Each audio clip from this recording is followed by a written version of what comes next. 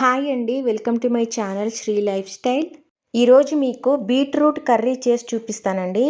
ఈ కర్రీకి beetroot onions ఉంటే చాలండి.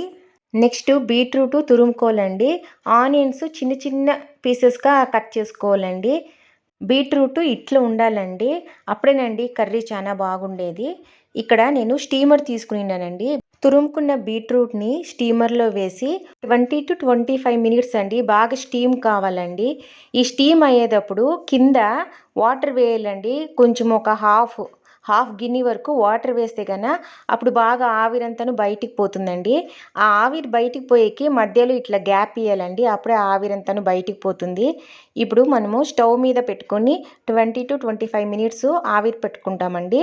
ఇట్లా స్టీమ్ అయితే అన్నప్పుడు మధ్య మధ్యలో అంటే 10 మినిట్స్కి ఒకసారి ఓపెన్ చేసి చూడాలండి. ఎందుకంటే కరెక్ట్గా ఆవిరి బయటికి వస్తుందా లేదా అనేసి. ఇప్పుడు చూడండి బాగా కరెక్ట్గానే ఉంది, ఆవిరి వస్తుంది. ఇప్పుడు దాన్ని కొంచెము అట్లా కదిపేసి మళ్ళాకి మధ్యలో గ్యాప్ ఇచ్చి క్లోజ్ చేయాలండి. ఇప్పుడు బీట్రూట్ ఉడికిపోయిందండి. ఇది పక్కన పెట్టేసి ఇంకా ప్రాసెస్ స్టార్ట్ చేస్తామండి. ఇప్పుడు స్టీల్ కడాయి పెట్టుకొని లో ఫ్లేమ్లో కొంచెం ఆయిల్ వేసుకోవాలండి. ఒక 4 to 5 స్పూన్స్ వరకు పడుతుంది ఆయిల్. నెక్స్ట్ ఆవాలు, జీలకర్ర, మళ్ళాకి కట్ చేసుకున్న ఆనియన్స్ వచ్చేసి ఇట్లా చిన్న చిన్నగా కట్ చేసుకోవాలండి. పెద్ద పెద్దగా కట్ చేసుకుంటే బాగోదు. నెక్స్ట్ ఆనియన్స్ ఉడికేకి ఒక 1 స్పూన్ సాల్ట్ వేసుకోవాలండి. బాగా ఫ్రై కావాలండి. ఇవన్నీ ఇంకా ఉడకాలి కదండి. అందుకే మళ్ళాకి మూత పెట్టి ఒక 5 సెకండ్స్ అయినాక తీస్తే ఆనియన్స్ అంతాను బాగా ఉడికిపోయి ఉంటుందండి.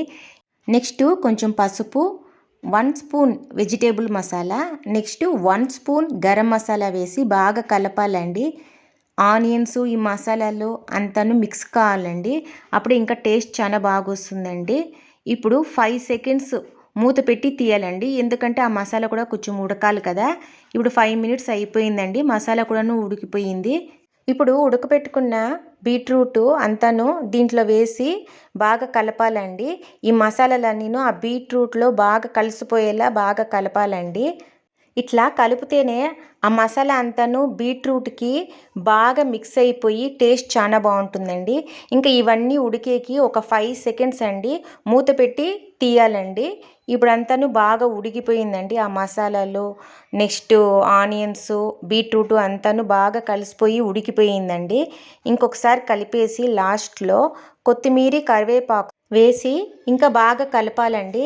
ఇదంతాను స్లో మంటలోనే చేయాలండి. అది దగ్గరుండే చేయాలండి. మళ్ళాకి మూత పెట్టి వెళ్ళిపోయినామంటే అది మాడిపోతుందండి. అందుకే దగ్గరుండే ఈ ప్రాసెస్ అంతాను చేయాలండి. ఇంకా అయిపోయిందండి. బీట్రూట్ డ్రై కర్రీ అయిపోయిందండి. ఈ కర్రీ వచ్చి వైట్ రైస్కి, చపాతీకి బాగుంటుందండి. ఓకేనండి. ఈ వీడియో కానీ నచ్చిందంటే లైక్ చేయండి, షేర్ చేయండి, సబ్స్క్రైబ్ చేయండి. బాయ్.